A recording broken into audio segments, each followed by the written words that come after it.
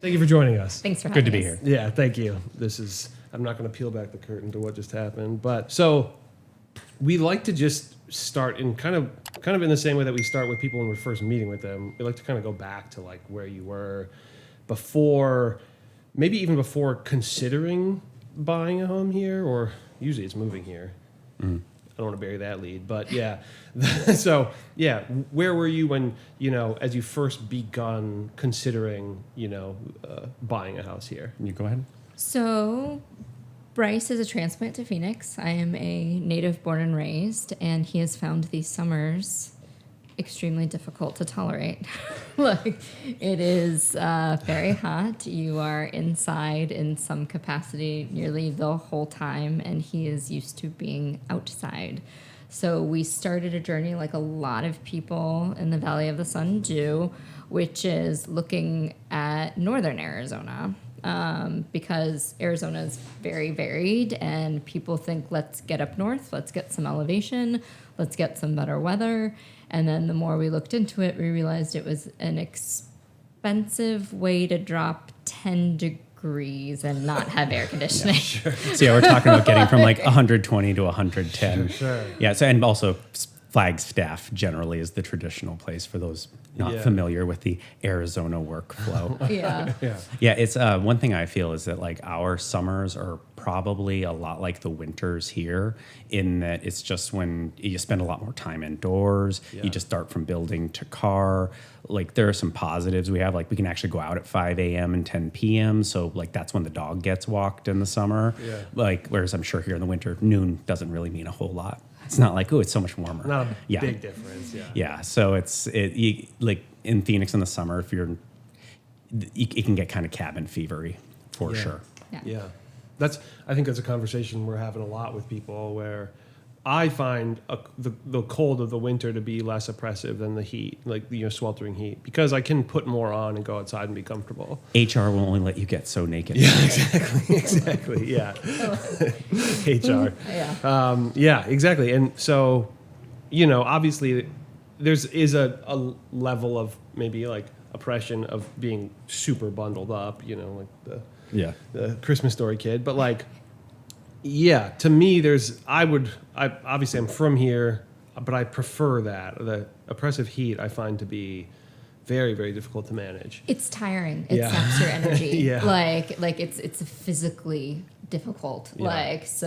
That's when we started kind of our search beyond Arizona. Yeah.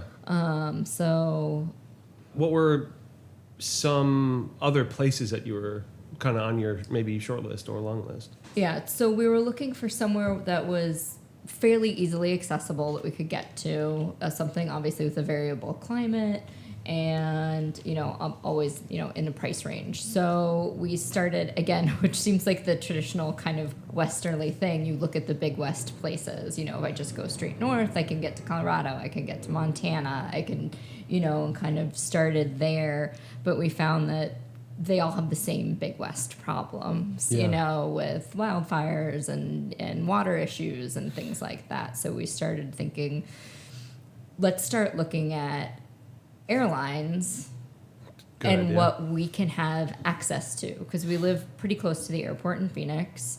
And we started looking, instead of driving 3 hours to northern Arizona, where can we fly to within 3 hours? Yeah. And it really opened up a lot of the country to us. Well, and also with the northern Arizona piece, with Flagstaff from Phoenix specifically, Phoenix is the thing everybody else in Arizona kind of hates. It's like it's the thing you grumble about, which is fair because it's just got such a massive population center. So in the summer, like there is one road up to Flagstaff, which is, I kind of want you to imagine that if there was one road to the lakes out of Minneapolis, how well that would end. Yeah. And that's what happens. So it's a 2.5 hour drive when it's good, but in the summer on the weekend, there's always one Yahoo, and it turns into a 6 hour drive like that instantly. Yeah. Sorry if that snap destroyed the audio. I love that. It's good. Okay, yeah, that's crazy. So, yeah, to go from 2 to 6 is absurd. And yeah, a flight, there is like an economy of flying too. It's so much simpler. For sure. But as a person who likes to drive, it's like once I realized how effective. I used to only road trip.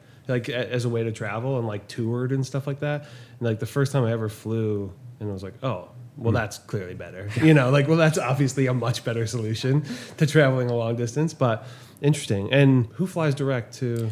Delta, Southwest, and what's the other? Allegiant, one of them along those lines? I think one of the other so. discounts. I believe it's Allegiant. So there are two airports in Phoenix. There's Sky Harbor, which is like the central in town one, and then there's Mesa Gateway, which kind of is the east side of town. Phoenix is when you say Phoenix, typically you don't just mean Phoenix. We call it the Valley locally, but that's a huge, wide, sprawling suburb. Like it's a metroplex of a lot of different cities. Yeah. And I think one flies out of Mesa as well. I'm not sure though. I'm not sure if it's Allegiant or Sun Country. Yeah.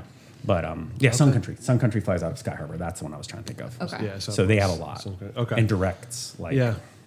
Yeah. So we have options and Yeah.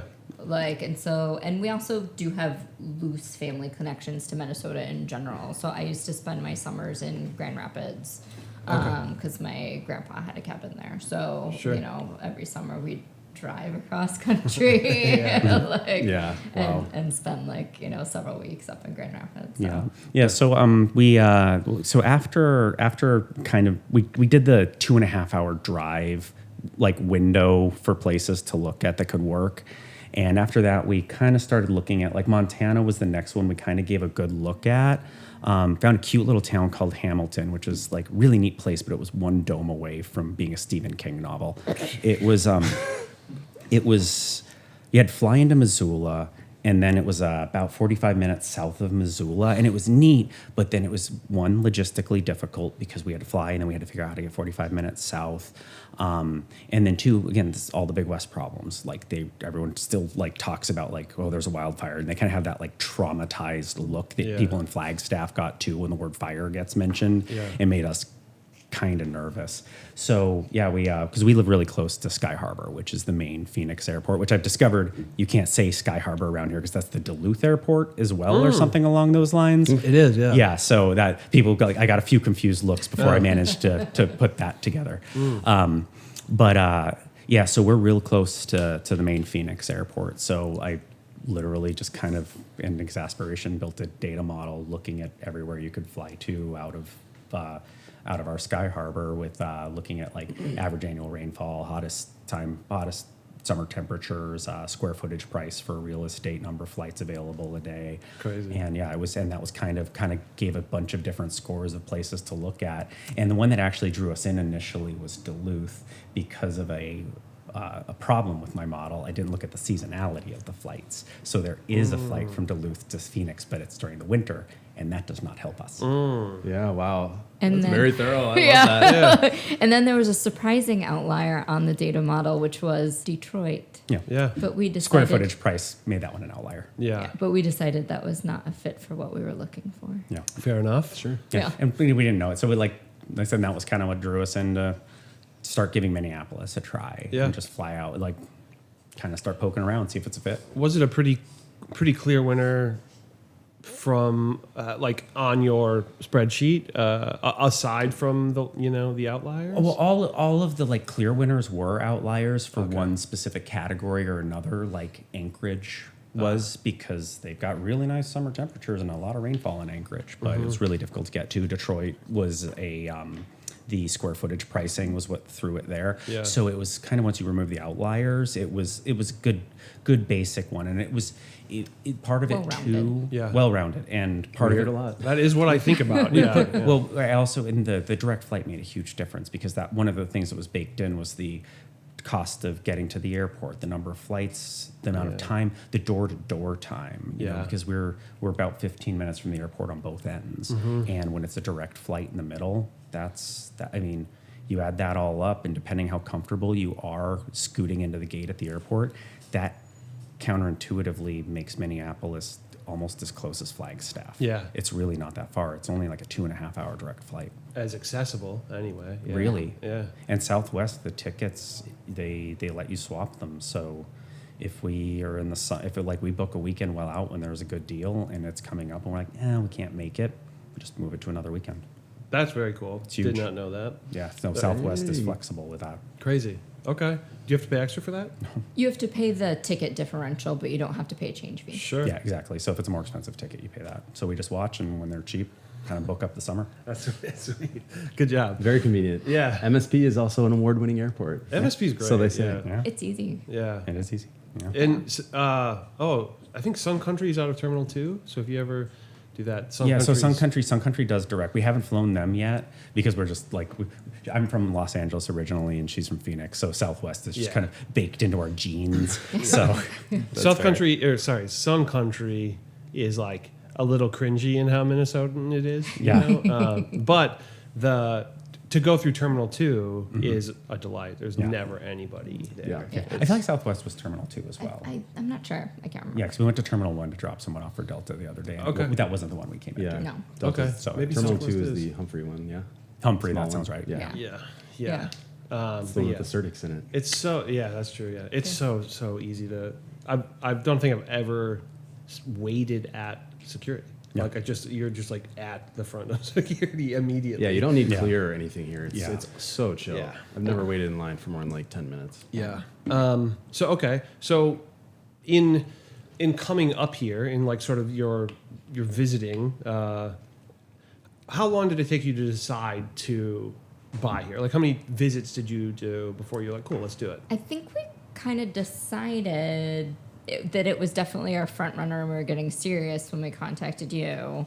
And then we only came up once when we were looking. And that gave us an idea of like the neighborhoods. And then after that, we felt really comfortable with how the process was going and basically didn't feel like we needed to come up anymore. Cool. That's how most people probably do it, but it's Yeah. good. It's good. You guys were relatively dialed on some areas before you came, and I feel like it was confirmation of that. At least it seemed like. Well, yeah, what we did, actually, we watched your videos on the different neighborhoods, and they did a Yeah. great job kind of giving us a general outline and a feel for everything. Yeah. And we just planned a trip up where the entire point was kind of getting from that like 30,000 foot view of looking online from Phoenix to like not going down to like, that's the house. It was more about like, okay, well, let's figure out, this is drawing X's through neighborhoods and circling potentials. Cool. And we narrowed down to like a few different neighborhoods around that kind of fit the checklist we liked. So more than anything, that first trip was the keep looking or write it off and just move on trip. It was just about it was about trying to fail it out if it wasn't going to be a fit for us.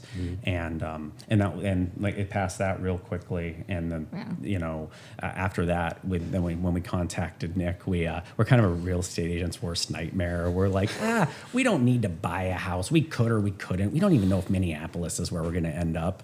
And we're real patient. We don't get emotionally invested. We will look for as long as it takes. Patient and picky. Which has its pros and cons. Yeah, we're not going to fall in love and write a check. That's just not who we are. Not our method. It's a great way to shop, honestly. The opposite can be emotionally. Yeah. And I mean, we always say we don't care. We have no dog in the fight for like when somebody buys a house. We'll be doing this. Absolutely. We'll be doing this in 5 years, whatever. We'll need clients then too. A lot of people. Timelines is funny. We always talk about timelines in like our first meetings, and then they so consistently get like just chucked out the window because somebody does decide. They're like, I didn't think I'd find a house I like this quick, and you're like, yeah. Sometimes just a good house comes up, and you're like, shoot, I want that house. But there's also kind of a psychological thing that happens where when you're not like, let's say pre-approved or you're not in the financial position to make the move, you're like, whatever. And then the second you are, it's like burning a hole in your pocket, you know? And you're like, oh, I can make an offer right now. And you're like, well, I better start looking. There's a weird You guys were pretty quick. I don't feel like there was a huge time lapse. It wasn't bad. Well, we had a system. We did have a system. So, and it's worked well for us in the past. Explain the system. So it's you guys are very methodical. Systematic, yeah. So the first question was, how long were we willing to look? Yeah. Like, what was the point, like we asked ourselves, that we thought would be like, I can't look for a house anymore. This isn't working. Pull the plug. And we kind of determined on this one, we were looking at a little over a year we kind of gave ourselves. Yeah, so about a year. Then it was making a list of the things that like the perfect place would have, like boom, boom, boom, boom, like full checklist of like, this is the dream, this is the perfect, right? As long as it's a fair price, this place nails it. And then from there, it's called the secretary problem. Are you familiar with it at all? It's I'm going to explain it very poorly here. Yeah. So I apologize to anyone that knows this better than I do, and they're going to be like, "That is not the secretary." Anyway, it's this thought experiment where if you have a pool of candidates for your personal secretary, and you're trying to find the person who's the best in the pool, but you interview them, and after the interview, you have to decide: I'm going to hire this person or I'm going to pass on this person. The question is, how much research do you do before deciding to pull the trigger? And there's math in the background, but it's like 36.7% that if you use the first 36.7%, sorry, I keep hitting the microphone. If you use the first 36.7% of interviews as your like investigation period, and then hire the first person who's better than anyone you've seen in your investigation, you have a greater than 50-50 chance of getting the best person in the pool. So by giving ourselves that year, we could be like, well, we'll research for 3 months and change roughly, and then we'll feel like we've done enough research to know that we're comfortable with it. And then when we had our list, it was a function of, if a place ticks all the boxes, that's perfect. You might as well just hire it. You might as well just buy it, even if it's in the research window. Yeah. But after that, maybe your dream house isn't quite there and you have to settle. So think about that. That makes sense. What a great way to look at it. Yeah. Seriously. Yeah, it is. It's very logical in a way that, not all home searches feel particularly logical from our end. You can definitely feel like, and it has twofold logic as well, because like, let's say you're in the investigation period, it gives you the strength to say no to a place that isn't quite right, because I feel like you can trap yourself sometimes where you're like, oh, this is so close, and what if we miss it? And if you told yourself in advance, like, well, I'm not going to settle for less than perfect for this window, it gives you that strength to be like, this isn't the house. Yep. Like, keep going. Yeah, it's just a rule, and you go, well, there's the rule I made, and exactly. I think that's great. I love it. Yeah, it is. Yeah, there's so much emotion involved many times, and not that that's. It is more calculated, which I like. We really try to, because that's how we look at it, as much as possible. Like our house in Phoenix, we absolutely love, and we fully walked away from before they came back to us a few weeks later. Yeah, our initial offer was completely just straight up declined. And we were were fighting. We're like, we're trying to not say we love this place. Oh God, we love this place. Yeah. Well, part of it is making the house yours after you move in. Yeah.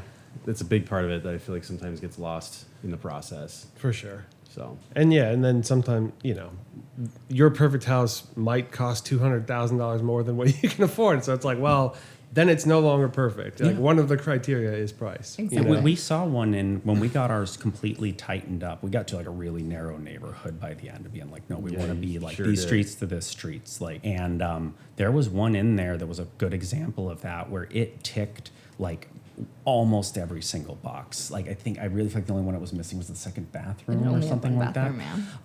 So it was going to require investment out the gate, a significant investment. But what was interesting was the neighborhood. We've noticed there tends to be, pricing wise, as you head toward the river, pretty linear. With a little bit of curve, it even gets steeper than linear pricing. So we found this place that was beautiful, neat, ticked almost every box, but it was very close to the river, and the price reflected that. Yeah. And it was like, well, it's probably worth it, but we decided not to get into the bidding war with it, and it ended up going even higher than that sale price. But we were comfortable because, one, the price it went at was higher than we felt like we would get value for it from, and then two was we were going to have to put more in initially just to get it to be what we wanted to be, so it would have been even higher. I'm trying to remember which one it was. Was there any defining feature that I would remember? It was by the academy, the private school. Academy. By Minnehaha. By Minnehaha Academy, and it was a 2-car garage, because our things in this neighborhood that were we knew we're going to make it hard to find a place was, the part of Longfellow we're in, it's very old craftsman, tiny 2-bedroom, bungalow city. bungalows, Bungalow, exactly. You know, the kind of place where the two of us are like, oh, this is so tight, but someone definitely raised 12 children in there at some point. So who are we to complain? But the two bathroom and the 2-car garages, or at least the potential for it, that we knew that was going to be our bottleneck just because of the design of the neighborhood. Yeah. And we just knew that going in. And this place had the 2-car garage. I believe it was missing the second bathroom. It was missing the second bath, yeah. The big, but like I said, it was super close to the river. Like, it was a really nice neighborhood. Yeah, it's gorgeous over there. But our neighbors were like, go all in. And we're like, yeah, do you want to give us the money to go all in? Yeah. Okay. So then what was the short list of neighborhoods within the Twin Cities that you were considering? So we were looking at Longfellow. We looked at the St. Paul directly across the river from Mac there. Groveland? Mac Yeah, Groveland. Mac Groveland. I know college name. And Highland Park. Yes, Yeah, and so we Highland also Park we looked looked at at. But Highland we did kind of initially, but we discover kind of nixed that. the budget was, for what you guys wanted, was just a little bit above And it wasn't just for your needs. It's twofold. It's the budget, and this was part of like what we ended up getting to was that like if we wanted more, we just had to pay more, which is good. That means the market's working. Yeah. But that was part of the thing in Highland was that like there were these more like ranchy large houses with big yards, and we didn't need all of that. So it's not that they weren't worth it. It was just that the utility wasn't there for us. For sure. Diminishing returns. Yeah. Yeah. It's like for somebody, those things are super important, but not necessarily for you. Exactly. Okay. And any other spots? Or that was Those were kind of the big three. I feel Our like. initial cut, we had, like I said, I mean, which when you think about those neighborhoods, if you go through the river, you can draw pretty much a circle. Yeah, and, yeah. You know, that's that. There were a couple of outliers that we looked at. Were you guys looking at St. Louis Park at all? St. Louis Park, I feel like, was one, and but it was one of those ones that, like, on paper and literally, like, really quickly getting in and being like, nope, this is not. It was like too suburban for you. Yeah, I this feel is like, not. This is not for us. It's just not. It's not the fit for what we're looking for. I can't think of anything else. Otherwise, we were on either side of the river for your recon trip. That was pretty much it. Yeah, because at that point we'd done the good like hacking the neighborhoods down of like, okay, well Minneapolis in general is on the table, but like this one we thought seemed good on papers and not a fit. And we looked in Seward as well, nearby, but you guys were really dialed on like Cooper and Howe pretty much. Yeah. And maybe some of Hiawatha. It's a special little pocket. It really is. Yeah. It's really lovely. And one of the reasons we kind of made our circle is because it can be like, depending what you're looking for, it can be very like block to block. Like if you Phoenix has very similar in our neighborhood that if you try to guess at a distance, if I was someone that knew nothing about Phoenix and looked at where our house is, you could go a mile in either direction, and they both are very different. One is getting more expensive, and the kind of expensive I dislike. Like I have a worse time. Like I go up there and I avoid that neighborhood. And then there's where the property values get cheaper. And again, similarly, not for us, but on paper, if you're doing it at a distance, it'd be really tough to tell the difference between them until you get feet on the ground and like, okay, so this is my street. I'm not going north of 7th and I'm not going south of 15th. Yeah. Which for anyone listening, the recon trip, if you're able, is almost a must. I feel like it helps tremendously. We do our best, but it's huge. Yeah. We're the most comfortable when somebody can come up here, usually up, sometimes down, mostly up. Yeah. Can help come one here. person from Alaska.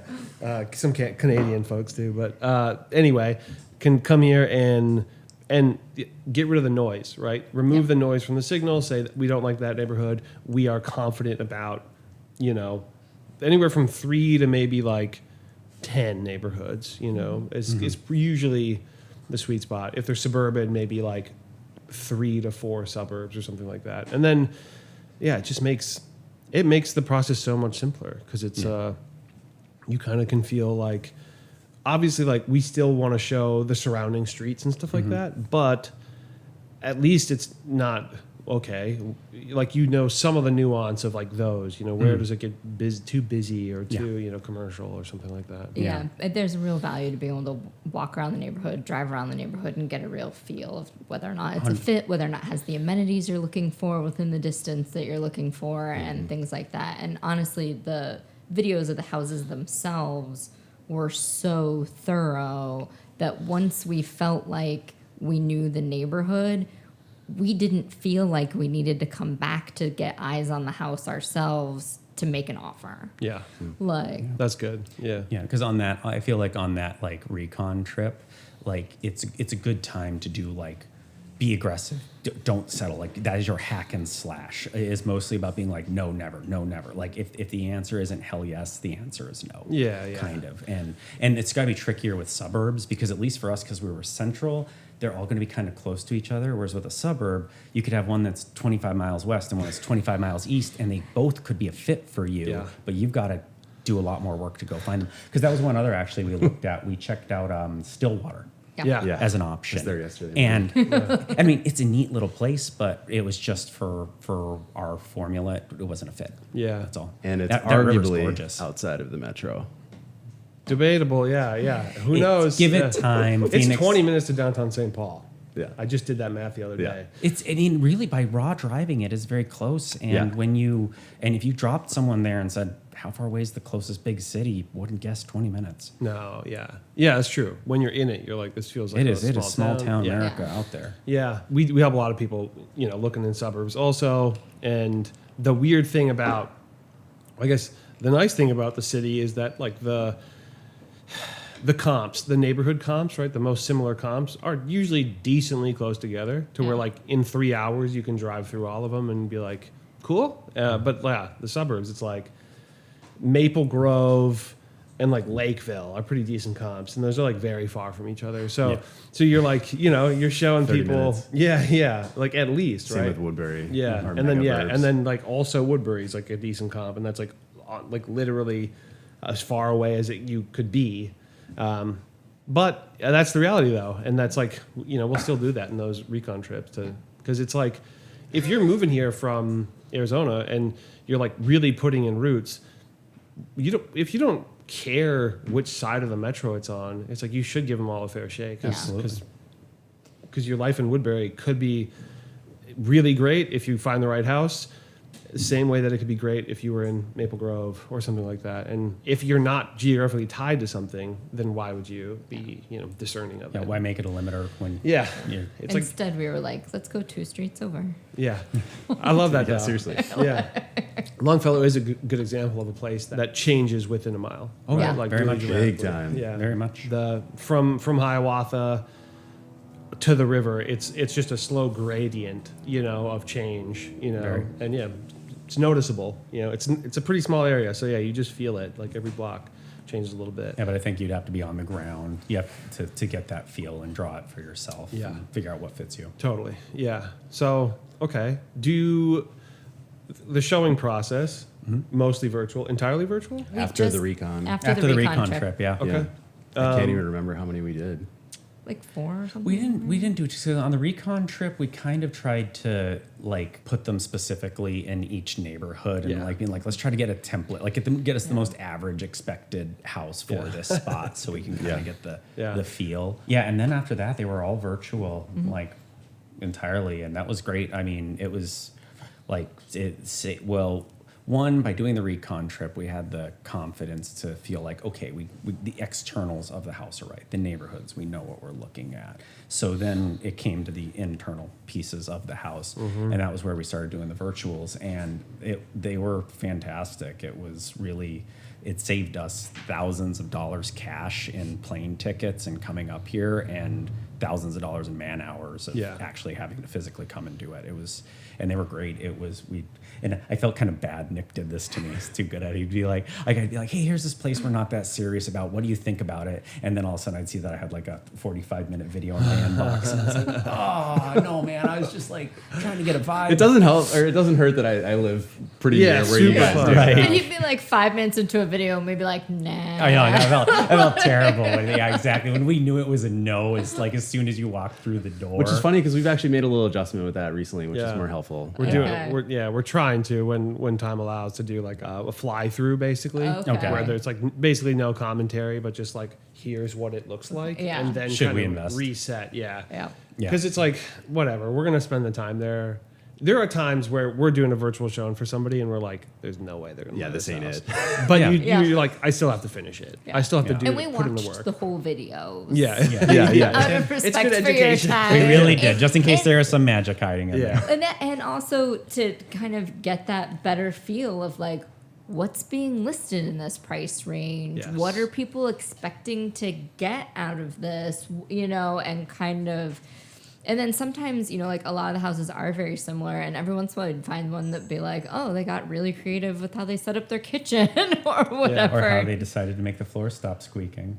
Yeah. Oh, Yeah. I saw that one with like screws in every plank. That was pretty wild. Yes. That's pretty wild. That was wild. Yeah. But yeah, I think in the same way that if you were here in person looking at a house, most of the time, if somebody walks in and they're like, nah, it's like, well, if it's early days to the search, I tend to think like, well, let's look at it. Yeah. Right? So then you have more to compare to. Yeah. And also just so you can see the systems. See, Yeah. just a learning experience in general. Yeah. So when you see something good, Yeah. Yeah. Get the Get the 36% out of the way. Exactly. That's where you're learning. Right, yeah. Though we actually did have one, I forgot, on our fact-finding mission, because it was one of the neighborhoods we looked at. That was fantastic. It was a very interesting experience. It was directly across the street from the state fair. Yes. Do you remember that? I do. Yeah. Okay, so this was a It was off Snelling. It was like right off Snelling. And during the state. So this was a interesting for us because we came up and did our fact-finding mission during the Minnesota State Fair, which if you are not from Minnesota, you don't understand. Yeah. It was like everywhere we went, we'd be like getting breakfasts and everyone would be talking like, so have you been to the fair yet? When are you going to the fair? How was the fair? And we were just like, okay, we have a state fair in Arizona, but this seems to be the only thing people are talking about. We watched a news segment where there was this little old lady at the fair and like she was surrounded by all these people with like posters about her, raving about her, and they were interviewing her and they were so excited. And like it got to the end and I looked at Sarah and I'm like, they mentioned her name, but they never told us who she is. Like, I have no idea why everyone was sitting around that lady with signs. Like, they expected us just to know. It was just like, it was that culturally ingrained. That was very interesting. I literally was going to say, was it Sweet Martha? Probably. It was really interesting. So one house we went to was directly across the street from the state fair. So it was wild to get into. It was hard to even go see. It was tough. And It must have been like vulture list, right? It was. It had been sitting. No way they had just listed it. That's all during the state fair. Yeah, It'd be no, it insane had to been do. sitting on the market, and we Yeah. were curious as to why, because it had been rented, if I recall, and Yeah. the person hadn't renewed. But yeah, it was an absolute zoo. It was- It was right off Snelling, like Yeah. right across from like the East Gate. Yeah. Well, and to that point, this was the one This I had piqued your a tough interest time big with. time. When I saw what that guy was charging strangers to park in his yard, I started penciling the math. I remember the money. because I was like, this is a significant discount. It's probably not baked in, and it did not appear to be. Yeah. But but again, it came down to the neighborhood wasn't what we were looking for us, and Yeah. she had to talk me off the ledge Because the guy told us it was like $8,000. he was pulling in $50 a car, and they were not sitting there very long. They were Yeah. there showing up for a couple hours and bailing. And I believe there are certain jurisdictions like right over there where the state will allow you to operate as like a small business for Yeah. 12 days. 12 Yeah. days. Yeah. That's But I remember that. I think it was the half story. Yeah. Also was kind of short yeah. and hot. Yeah, that was well, and that was part of our. But the house wasn't bad. Well, part of No. our formula was it's a summer place, and a lot of places up here are a lot more winter geared. So if a place was really, really invested and doubled down on the winter setup, we were going to get less value out of that than someone else would. Because you guys have central AC at the current Yes, place, if we memory serves. Because we saw some mini splits, a lot of places where it was window units only, which is kind of a byproduct of the area. But yeah, we have no second, so it's just fully an attic, so which is perfect for us. yeah. So the actual house that you did end up getting, what was the offer like on that? Was it in multiples? Was it difficult to attain? Yeah, it was. So we put in an offer, and they were having an open house the next day or that night, I think is what it was. So we put an offer Yeah. pretty close to where they were having an open house. So, and they basically told us we're going to wait till the end of the open house to kind of respond to any offers. So we initially start with an escalation clause? We did, I believe. Yeah. So It was an opening weekend home. yeah. Yeah. So we put in our offer. We had the escalation clause, and we are not waive the contingency people. We're not going to skip an inspection. No. not So And you're not alone. Yeah. We are not at our core. But Yeah. Yeah. So that was kind of, so we put it in and then kind of waited.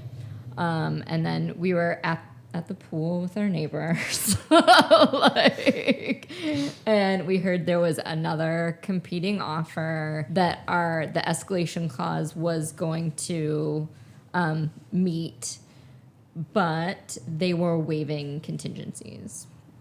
So the kind of back and forth with you, we decided that we were going to offer pass-fail contingencies with a quick turnaround. So I think we had a 7-day inspection pass-fail. So it's either a thumbs up, thumbs down. We're not going to nickel and dime the price down. Mm-hmm. Either the house is good enough to buy or it isn't. And then we had I feel like, pretty strong financial offer, but we upped our down payment as well. We went from a 20% down to 25. Didn't we beat them by like 1,000 too? Yeah, I think it was like 1,000 or 2,000, something like that. The escalation clause was 1,000 over the best offer or something like that was how it was written. And that was what it took. Yeah. Cool. Yeah, it was pretty straightforward. But yeah, that was probably about our like fourth or fifth offer, I would say. So I think it was our third or fourth house that we had put an offer in. So we got comfortable with it. The process. The process. And we had come close on a few before. Yeah, You guys were coming out the gate with some good offers. But we also weren't willing to spend more than we thought the house was worth. You stuck to your guns, and the fact that you guys are so methodical, I feel like you're like, oh, we're your nightmare client. It's like far from. And our pass-fail tactic was because we felt like we noticed a general tactic here that other people were offering high to kind of get the table to themselves, and then beating up on inspection and nickel and diming to try to drive the price down from there. That's why a waived inspection is so powerful. Yeah. Because sellers kind of know that. Yeah. Like, this price isn't this price if with an inspection. Well, and that was why, because we weren't going to waive that. So we decided to balance it with pass-fail. That way, at least sent the message, like, we're not here to knock the price down. We're here to see if the sewer is going to collapse. Yeah. Like, if it's that bad, we'll just It's a jog on, great find way another place. to have your cake and eat it too, I guess, for lack of a better phrase. Yeah, we're just trying to telegraph that. Yeah. Mm-hmm. I mean, most people want to at least have a chance to have it looked at, which is, totally fair. Scary stuff can... We see a lot of houses, but to your point, the big thing that we always tell people is the sewer, best money you'll ever spend. And we can't see in the attic, stuff like that. But and that was with our house in Phoenix. That was a big point. We had to replace our sewer before we moved in because it was cast iron from the 1960s. So classic. In Phoenix, the 1960s is an old house. Yeah. And Bryce, you flew in for inspection though. Yes, I did. You met Jeff and I there, I believe. Yes. As soon as I did that, I just booked a flight, came up, because I was like, I want to be here for that piece. Like, that's fair. important. I'm not going to necessarily tour them all, but now that we have one where it's getting very, very real, I will blow up and do that. That's typically what we think that's like the best way to go about it. Again, if you have the time and the means to do it, recommended. Yeah, I mean, over coming here to look at houses. When people, every now and then somebody wants to, like, maybe they live just close enough, like Chicago or Sioux Falls or something. We've helped some people in like Western Illinois. Like 4 hours away, and they're like, we'll just come 6 hours away. We'll just come up for the weekend. It's like, I mean, yeah, you can. I don't mind, but I don't think you need to. Like, even Grand Rapids is like, what? Yeah. How far is Grand Rapids from here? 3.5? 4? Yeah. As a kid, I felt like 4. Yeah. Or it's close enough, but yeah, it's still... Yeah, and a bit of an arduous task. It's like just close enough that people are like, I'll just go there, but also just long enough that it's like pain. It's kind of brutal when like the virtuals. We help tons of people who are so far away that it simplifies it. They're like, I'm not going to go there. No. I'm not going to go there for a weekend to look at 6 houses that maybe I'll like. And so we think that's the best way, and then. If you have the means or the flexibility to come up during inspection, it's like, that's okay. Then it totally eliminates risk, basically. Yeah, like I said, but the fact finding. I mean, we looked at houses, but we knew up front the odds of us finding the place that's going to be. This is not the time. That was about neighborhood selection and cutting, and then we went full virtual from there. And then, once the offer was accepted and it was about to get very expensive. Yeah. I'm like, all right, well, now that we're investing, let's do some investment. And one other thing that's interesting, I keep wheeling back because I remember stuff. Apologies. But Minnesota, we discovered in all these processes, Minnesota square footage is very different from Arizona square footage. A square foot does not mean the same thing by any means. If you saw a place in Arizona that was 700 square feet, you'd be like, so no one, like half a person lives in it. That's not possible. Whereas here, we don't do basements. So you forget that there's this entire open footprint underneath. So you'll see places that do the make the place just finished enough and blow up the square footage, but so it'll say twice the square footage, but it's nearly identical to the house next door that's half. Yeah. So that was an interesting learning curve for us, Yeah. was discovering the Minnesota-ness of it. And it The was, basement aspect and the below grade, and if it's finished or not, what qualifies. It's fairly gray because, like, I mean, floor covering and ceiling. It's an interesting part of our Finishing. intro calls these days. Yeah. Especially because we do, and I know you guys mentioned it was part of your kind of metrics and looking, the whole price per square foot thing, it kind of obscures that slightly. for sure. Yeah. Because we have some folks that can be very focused on that, which we understand, but it's gray. It's or a can less be. meaningful metric. And Price, you- yeah. And you need to see it with your eyes, because you can take two nearly identical houses and be like, okay, this one on paper says twice the square footage or more, because if they did the like half second story, and this one says less than half, but they are the difference is some wallpaper and a couch. Yeah. Like Yep. Yeah. The price per square footage thing is we've had that conversation a lot, where it's one of the least useful, like in terms of comping and determining a pricing in the area. It just becomes fairly useless. And I like to use the example of, imagine a 1,000 square foot house that was like a 3-bedroom, 1-bathroom, and whatever, it's $3 a square foot. And then you just add on 1,000 square foot windowless room under the back of it, right? It's like, that isn't twice as valuable. Yeah. There's an obsolescence, and the value just declines as you just add on more space.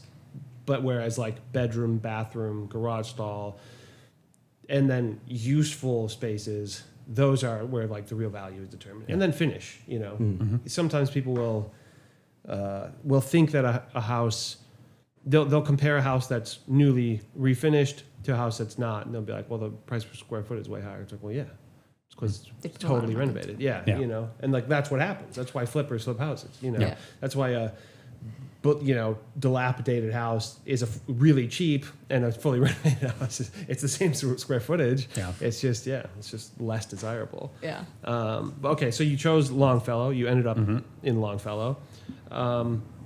What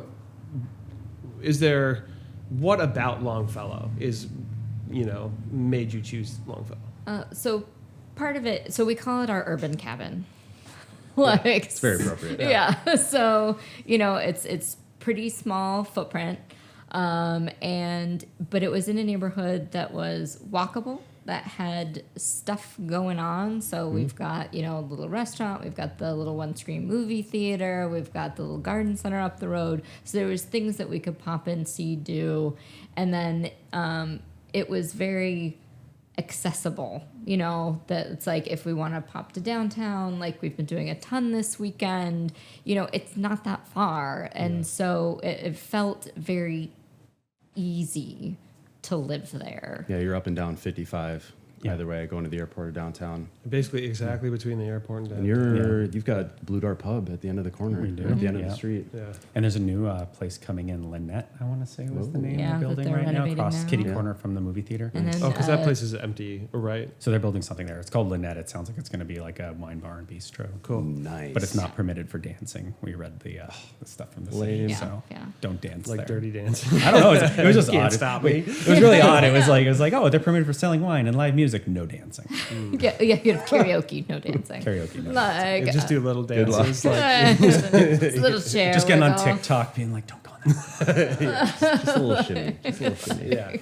And then Turtle Bread is Yeah. right Yeah. on the corner. And we had Great. lunch at the How when Yeah. you guys were here. Yeah, One of yeah. my favorite spots. Yeah, great neighborhood. But actually, as an interesting comparison, so like we were looking, like comparing it to Mac Groveland, which is just clearly on the other side of the river, pretty much. Yeah. It was they were very similar neighborhoods. I would say there was more inventory in Mac Groveland, which when you're doing this over time, it depends on what how much time you have.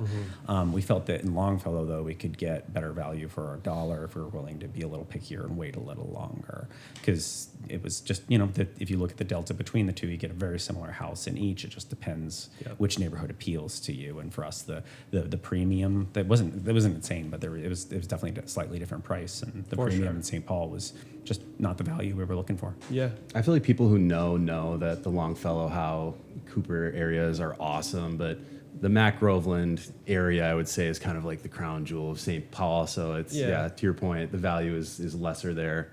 Yeah. Versus Minneapolis, there's more other neighborhoods, I guess, that I don't know. Yeah. You know what I'm getting at. Yeah. Well, and we're kind of squeezed between the river and the 55 there, and it makes this. It's right it it's makes right this over weird there. little pocket. If you want to go over there, you can. Get on Yeah. Marshall or go down on to Ford Parkway. And Yeah, slightly less height, but it's it's an if you know you know. Specifically Cooper House. I love it. I love it over there. And we discovered that from our fact finding. When before the trip, I would say Mac Groveland was our number one. Yeah. And then after our fact finding, that was when we shifted over to like the How Cooper Longfellow. Cool. We had an accidental ringer for advocating for Longfellow. Yes, this is very weird. Go ahead. Very weird. So we have neighbors in Phoenix that live in our little condo housing development of patio homes that also go back and forth and live in Longfellow. So in Phoenix, they're across the walkway and 6 houses down. Six doors down. Wow.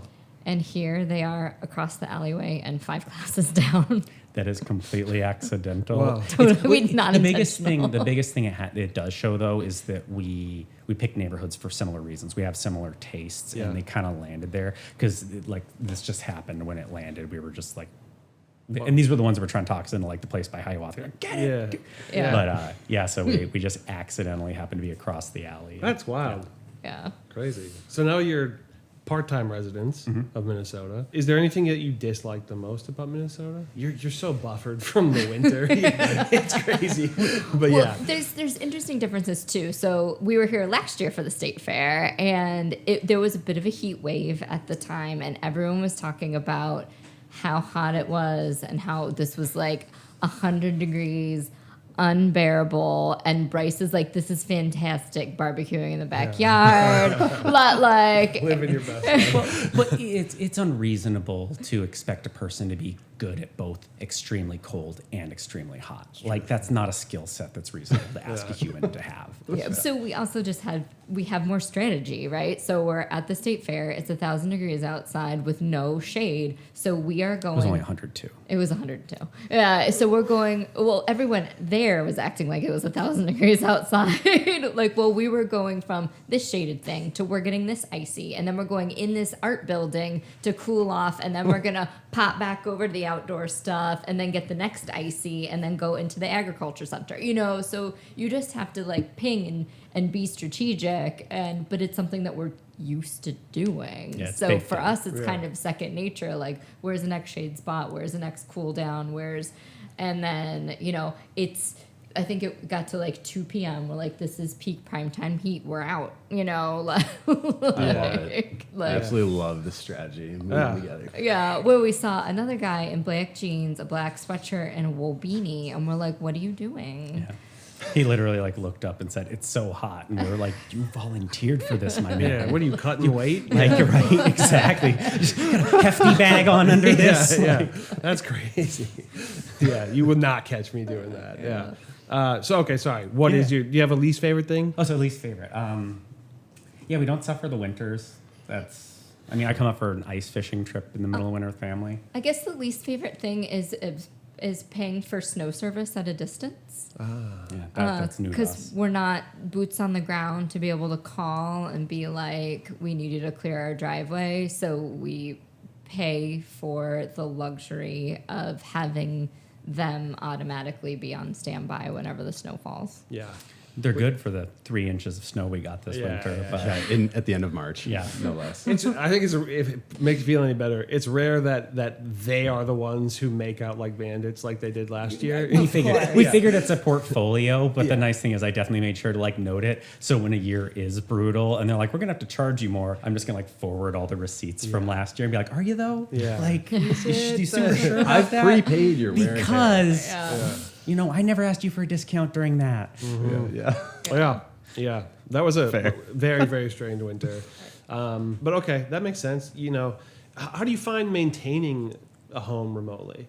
A lot of it's just been a learning curve because neither one of us are from winter places. So when it comes, so we literally shutter the house for the winter. So it's learning, I got to drain all the water lines. We've got to, make sure nothing's going to happen to the house. We're not there. We've gotten really into the smart technology. So we have a turn off valve for our main water supply that we can do remotely through the phone app, or we have a water sensor in the basement that if it reaches a certain water humidity detection, it automatically will shut off the water line so we don't flood the house when we're not there. So yeah, if it's wet for 15 minutes, it'll just go, okay, we're going to send you a notification. We're going to shut this off, send a notification, and figure it out. Do you have anything like that hooked into the furnace? So we have the smart thermostat, so I can kind of track what's going on. Make sure it's at least on. So if something goes pear-shaped, like the house temperature is dropping too low, I'll get, like, if it goes below where it's set for the winterizing, I'll get a ding. But cool. So far, so good. Yeah. And then we did one of those subscription services for the maintenance on it, because hopefully the idea being that if something goes wrong, they'll actually get someone out. Like a Home Service Plus with I forget the name of it, but it's one of those where it's just like, okay, you're pretty much prepaying to have your AC and heat. Nice. And heat. The one thing we have in common between Phoenix and Minneapolis is I feel like we take you realize that your life can depend on your HVAC system. Yeah. So we take them seriously in the same way. Yeah. Like the way some people treat their AC units here curls my toes, because it's just like so inherent to me. I'm like no, you can't have plants growing around it like that. Stop it. But so I think that having that in common, where it's just an important part of your existence. For sure. Yeah, and we put a dehumidifier in the basement just in general for maintenance. Keep the dankness. Well, and the house was really in great shape. We intentionally did that. It didn't need anything big out the gate. No. Yeah. And you got a new roof as well. I got a new roof because I was here for the my first trip up. We ended up with a hailstorm blowing through, and it had been in less than 24 hours, and I was looking out the window assuming like this is just what happens every weekend here apparently. Like, nice. I had no frame of reference. Yeah. And the neighbors were all like, "Oh no, your roof is probably destroyed. You need to call someone." Yeah. And we did, and it was. The amount of seller's disclosures. I'm like, I don't know. What percentage of people actually pay for their roof in Minnesota? I know. It's got to be less than a 25 or something like that. The amount of seller's disclosures that say, was there an insurance claim? Yes, hail 2017, or yes, hail 2022. It's crazy. That's what all the neighbors told us. We get them They were enough, but not to the point where it's irritating. Yeah, exactly, yeah. It just seems like it's like a part of the process where it happens. Yeah. And, But it's like every neighborhood over the course of a decade, or certainly 2 decades. Yeah, because has that a one was hailstorm. probably, I told you guys. Yeah, a but- one- Oh yeah, no, like I see 1 in cars 10 in our year. neighborhood that clearly were out during it. Yeah. And they show. Yeah. They show. Yeah. So, do you have any like favorite spots, maybe specifically to Longfellow? So if anybody's looking, Favorite spots in Longfellow. The movie theater is something special. Riverview. Yeah, Riverview. Yeah. It's similar to like we talked about with Stillwater. If I could just like throw a bag over your head and drop you in the middle of our neighborhood, you would not think you were in the middle of the city. Yeah. It like you walk out our front door and you're like, oh, here's this single screen movie theater and like a little corner pub and this big like you just. It would blow your mind when I told you how close to like a major city it is. It's just like a surprisingly like boop, small town. Yeah. The bungalows after bungalow and tree-lined streets, and it's very calm over there.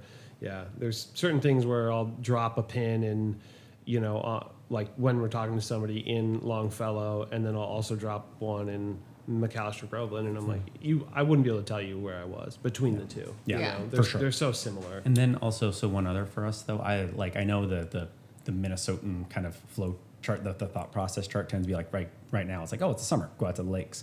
That river I think is fantastic. I know there are prettier rivers like the St. Croix and such, but like taking the dog down there, it is. I mean, it's really right now. It's a nice walk. It's a nice walk. It's a good little spot. The dog can cool off for a minute. It's that little greenway belt along the river is really neat because, gonna be honest, we don't have a ton of things like that in Phoenix. Have you all been down to Minnehaha Park yet?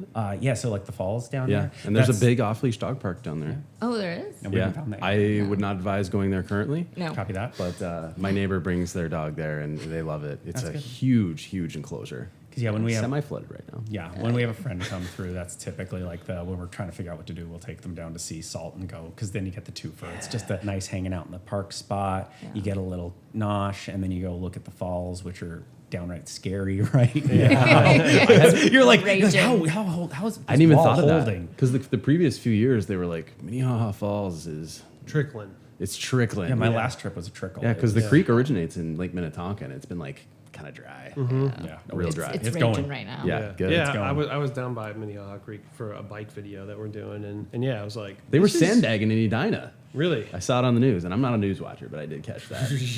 So that is another interesting one for where we're at. It's like people like say, "Oh, it's I hear there's flooding in Minneapolis, or and like the They water's have too high." much water. Right. Well, yeah, exactly. That's for us. That's part of it, though, honestly, because it helps the diversification. If we went with Montana or something like that, the similarities between Phoenix and Montana, there are a lot of similarities. So you can expect your portfolio to go up together and go down together. Whereas here, a lot of the stuff is pretty opposite. Like water is a problem here for the opposite reason that it's a problem in Phoenix. But even with our house, though, people are like, well, what about flooding? I'm like, well, we're about 5 feet above the street, so it would have to be some mean flooding. And once you go the other direction, we're about 90 feet above the Mississippi River, so it would have to be like apocalyptic for us to have any issues. Straight up. I think when you look at the map from above, you're like, well, you're awfully close to that river. It's like, not But really. there's a cliff, No. I gotta go Yeah. way down to it. But then it's neat. You get down there, and again, same as every place.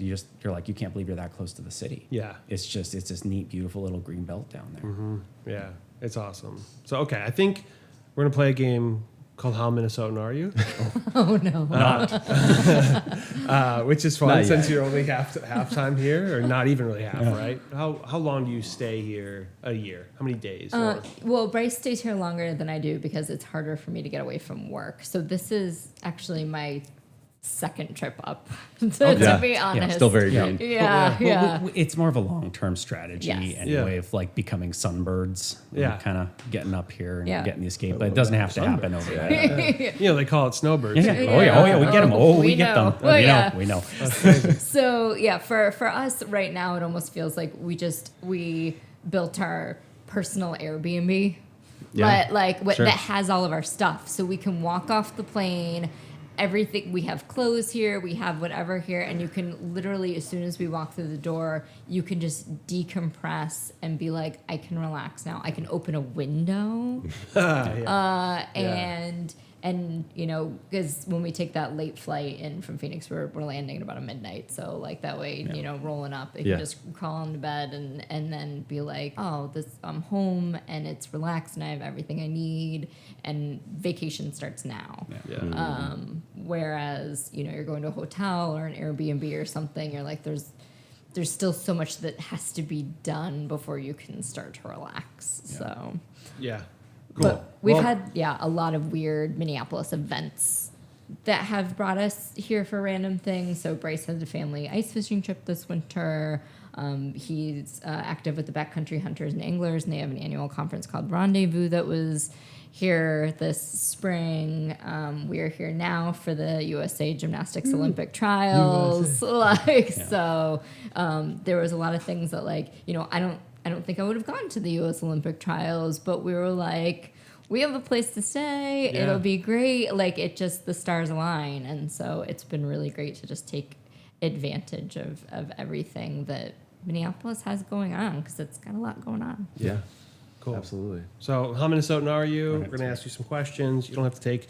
You can just answer them honestly, and keep in mind that too Minnesotan is probably not necessarily a good thing, right? So there's probably a sweet spot in there.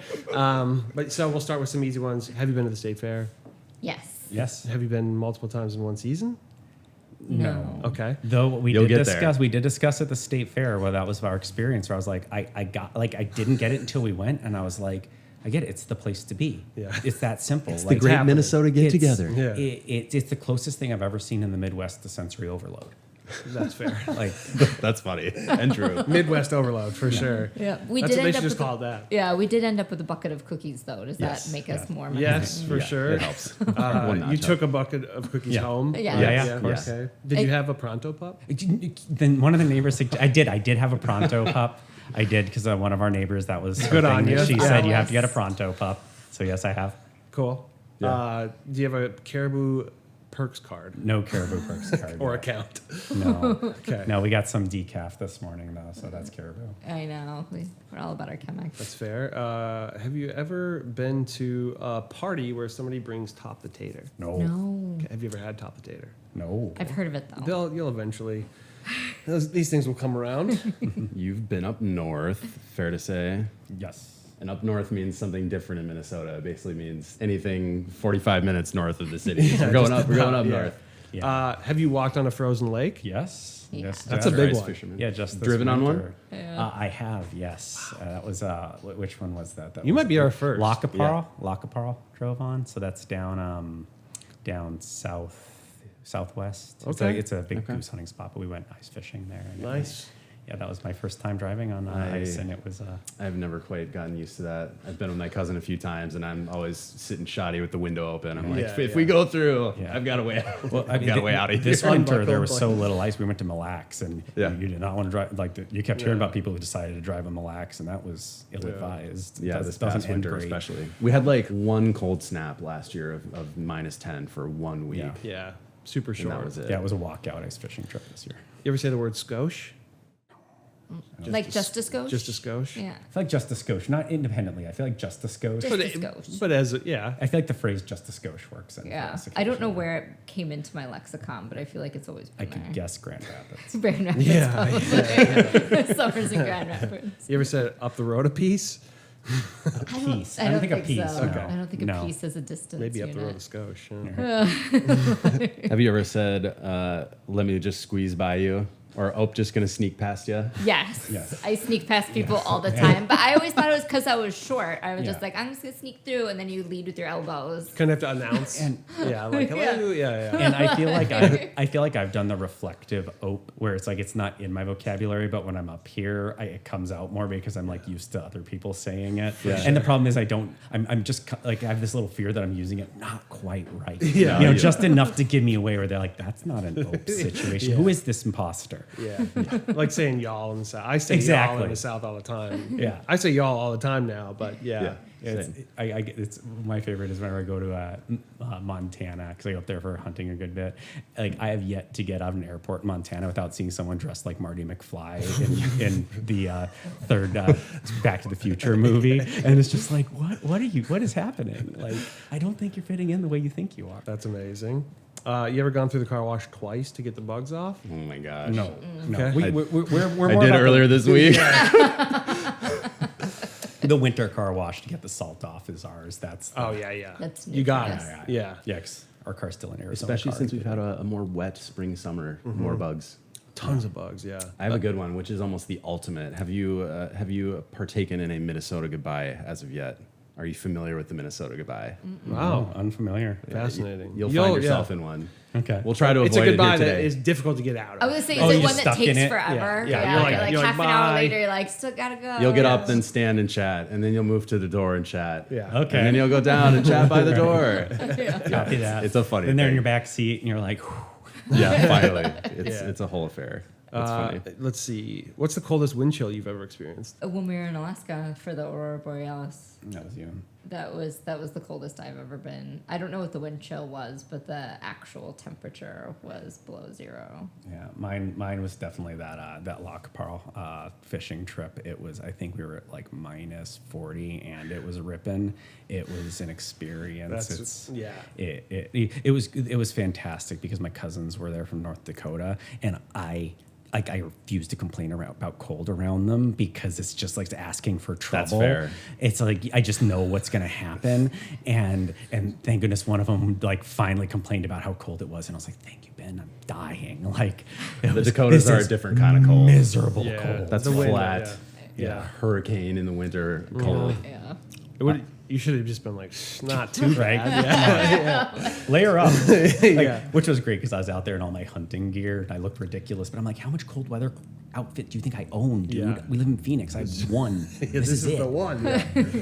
Yeah, did you guys have to drop any money on a cold wardrobe? We've had people tell us we had to go spend like $2,000 getting a winter wardrobe for our whole family. Oh, at ours, I mean, well, we did that. So, like, it was when things were just opening up during COVID. I was like, I want to see the Aurora Borealis. So we decided to just do a weekend up in Alaska to see it. So I was like, I need a coat for Alaska in February. Definitely. So that was kind of my big chunk of cold weather gears, like the snow boots and the head to ankle. LL Bean, puffy coat. And most of that lives in our basement here now. Yeah. Because we don't need it. Yeah. But also the other problem is too, it's no plan survives first contact with the enemy, and we haven't grown up in a place like this. So I have no doubt that like my hunting gear I trust because it actually does have to fight cold weather. But otherwise in town stuff, I'm gonna be missing one thing, and it's gonna be like, oh, you lost a toe. You got the wrong socks, and now you don't get to have 10 toes anymore. Shouldn't have gone to the grocery store. Yeah. You ever caught a walleye? Yes. Yeah. Okay. Do you have a bait preference?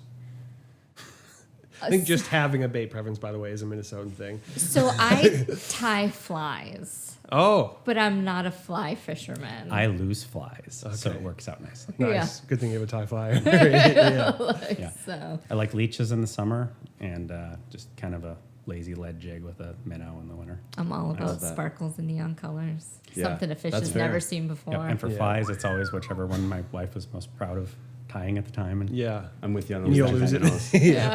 yeah. I'm not a match the hatch guy. It's just like, this one's pink and sparkly. That'll do. I'll get We never have luck with crawlers. You always get the perch that just nibble them to death. And it's just Yeah. an act of futility. Just keep kissing it. Yeah. Are you on a Menards email list? No. I went to a Menards once. Do you know about the 11% rebate? Yeah. Yeah. Have you ever mailed it? Yeah, that's a good question, actually. I have a good one. Okay. What is a biff?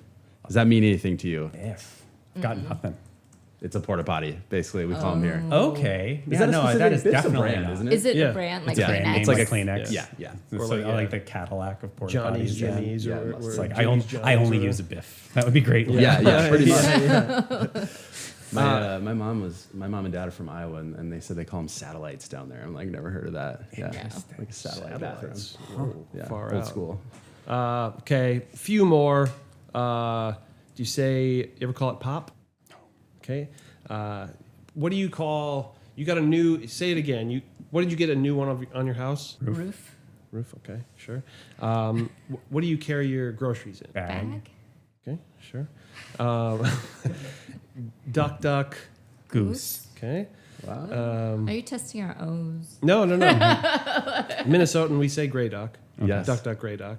Okay. There's actually a Grey Duck vodka brand, There's a bunch of gray ducks in Minnesota. which is sponsored and by one that's of why. the former Vikings. I can't remember who though. Chad Greenway, I think. Nice. Yeah, Duck, Grey Duck. Okay. I don't know. Let's Have you ever see. been to a meat raffle in any of these towns you go fishing in? And so I have seen the meat raffle. I Yeah. had to actually, when we went up to Mille Lacs, there was the local, there was like a thing to do locally listed in there. Yeah, in the it's hotel. like I always flipped at the it. local VFW. Well, and the one It's like that- where they always are. I had to contact my buddy from St. Cloud originally, lives in Phoenix, and I had to text him about it where I was like, checks out. what's the deal with meat raffles? Like the weirdest part to me is that they're all at the same time on the same day of the week when your town has 3 bars. Why would you do it that way? I'd just be the ones like, maybe we'll do it Thursday. Yeah. Like, how about instead of fighting for a third of town, we just get everybody to come in for the Thursday just meat like a raffle? funny thing. And he's like, that is not how it's done.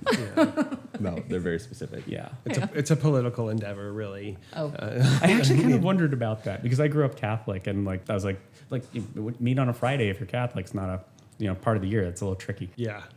Yeah. Have you ever been in an intramural broomball league? In college, yes. Really? Okay. Yeah, and I did not, and that was in Northern California. You're close to the most Minnesotan person we've had on here. Yeah, like actually. Yeah, quite literally. You're just very cultured. You ever say we need it while it's raining? In Phoenix. Yeah. Every single Oh, yeah, time. we Every needed single it. time there's a 100%. drop of lightning, we really needed this. We say it here too. Yeah. Yeah, but we mean it. Especially after this past We're- winter. Like for us, it's more like a scene from Dune. Yeah. Exactly. Yeah. That's funny. Great movie. Okay, I think we're good. Yeah. You got to get going. I do. Yes. I do. Well, thank you very much. Yeah, thanks for joining us, guys. This Yeah. has been amazing. Definitely, I think most Minnesotan person for sure. Oh my goodness. By proxy, that makes you probably second most. Yeah. by sheer proximity. But yeah, cool. Thank you all very much, Excellent. and thanks to anybody who watched. Hope that's been Thank you. helpful. Thank cool. you. Thanks, guys.